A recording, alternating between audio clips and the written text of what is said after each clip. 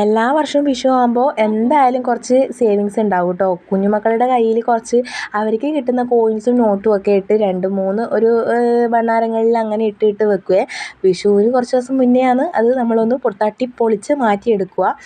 അപ്പോൾ അങ്ങനെ എടുത്തതിൻ്റെ അകത്തുനിന്ന് കുറച്ച് എന്താ പറയുക, നമ്മുടെ പടക്കവും കാര്യങ്ങളൊക്കെ വാങ്ങിയിട്ടുണ്ടായിനി. അപ്പോൾ അത് അതിനായിട്ട് മാറ്റി വെച്ച ഒരു എമൗണ്ട് ആയിരുന്നു കേട്ടോ. അപ്പോൾ രണ്ടാൾക്കും അച്ഛൻ്റെ വക 2 വാച്ചും അതുപോലെ തന്നെ അവർക്ക് ഇഷ്ടം പോലെ നല്ല അടിപൊളി എന്താ പറയുക, ഇപ്രാവശ്യം പൊട്ടുന്ന പടക്കങ്ങളൊന്നും വാങ്ങിയിട്ടില്ല. എനിക്കും അത് തീരെ ഇഷ്ടമല്ല കേട്ടോ. ഏറ്റവും കൂടുതൽ ഇഷ്ടം ഇങ്ങനെ എന്താ പറയുക, നല്ല കത്തുന്നത്. അപ്പോൾ ഇതാ അമ്മ വിഷുവിനോടനുബന്ധിച്ച് നമ്മുടെ വിളക്കും കിണ്ടിയും തളികയൊക്കെ ക്ലീൻ ആക്കുന്നുണ്ട്. അപ്പോൾ ഇത് ഞാൻ കാണിക്കുന്നത് 2 ദിവസം മുന്നേ ഉള്ള വീഡിയോ ആണ്. അപ്പോൾ ഇത് വിഷുവിൻ്റെ തലേ ദിവസം ഞാൻ എടുത്തതാണ് കേട്ടോ. അപ്പോൾ ഈ 2-3 ദിവസത്തെ വീഡിയോ ഞാൻ ഒറ്റ വീഡിയോയിൽ ഞാൻ എഡിറ്റ് ചെയ്തിട്ടതാണ്. അപ്പോൾ ഇത് ഞാൻ ഇന്ന് എടുക്കുന്ന വീഡിയോ ആണ്. അപ്പോൾ ഇത് അമ്മ പായസത്തിന് വേണ്ടിയിട്ടുള്ള പ്രിപ്പറേഷനിലാണ്. അപ്പോൾ എന്താ പറയുക, നമ്മുടെ പ്രഥമൻ. പിന്നെ ഇതാ ഒരാൾ എനിക്ക് ട്രൈപോഡൊക്കെ സെറ്റ് ചെയ്ത് തരുന്നുണ്ട്. ഞാൻ എന്താ ഉണ്ടാക്കുന്നത് വെച്ച് കഴിഞ്ഞാൽ ചിക്കൻ ബിരിയാണിയാണ് കേട്ടോ. അപ്പോൾ എനിക്കും കുട്ടികൾക്കും ചിക്കൻ ബിരിയാണിയും ഏട്ടനും അമ്മക്കും വെജിറ്റബിൾ ബിരിയാണിയും. കാരണം അവർ ചിക്കനൊന്നും കഴിക്കാറില്ല. അപ്പോൾ ചിക്കൻ ഏതായാലും ഫ്രൈ ചെയ്തിട്ടാണ് കേട്ടോ ഞാൻ ചിക്കൻ ബിരിയാണി ഉണ്ടാക്കാൻ പോകുന്നത്.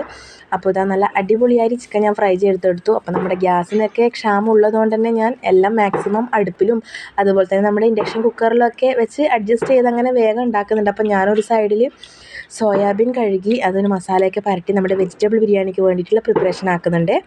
അപ്പോൾ തൊട്ടടുത്ത് അമ്മ എന്ത് ചെയ്യുന്നു, നമ്മുടെ പ്രഥമന് വേണ്ടിയിട്ടുള്ള പരിപ്പ് അങ്ങ് വറുത്തെടുക്കുന്നുണ്ട്. അപ്പോൾ അതാ എൻ്റെ കുക്കർ നമ്മുടെ 10 ലിറ്ററിൻ്റെ കുക്കറാണ് കേട്ടോ. നല്ല അടിപൊളി കുക്കറാണ്. അപ്പോൾ ഈ ഒരു കുക്കറിൻ്റെ അകത്ത് നമുക്ക് എല്ലാവർക്കും വേണ്ടുന്ന റൈസ് ഒറ്റയടിക്ക് ഉണ്ടാക്കാം. അതുതന്നെയാണ് കേട്ടോ ഇതിൻ്റെ ഒരു ബെനിഫിറ്റ്. അപ്പോൾ അങ്ങനെ ചോറ് നല്ല സെറ്റാക്കി വന്നിട്ടുണ്ട്. ഇനി നമുക്ക് ചിക്കൻ ബിരിയാണിക്കുള്ള മസാലയും അതുപോലെ തന്നെ വെജിറ്റബിൾ ബിരിയാണിക്കുള്ള മസാലയാണ് കേട്ടോ റെഡിയാക്കേണ്ടത്. അപ്പോൾ ഇതാ നമ്മുടെ ചോറ് ഞാൻ എന്താക്കി വലിയൊരു പാത്രത്തിലേക്ക് മാറ്റുന്നുണ്ട്. ഇനി ഇത് സ്പ്ലിറ്റ് ചെയ്തിട്ട് 2 ഐറ്റത്തിലേക്ക് മാറ്റിയെടുക്കണം ചോറ്.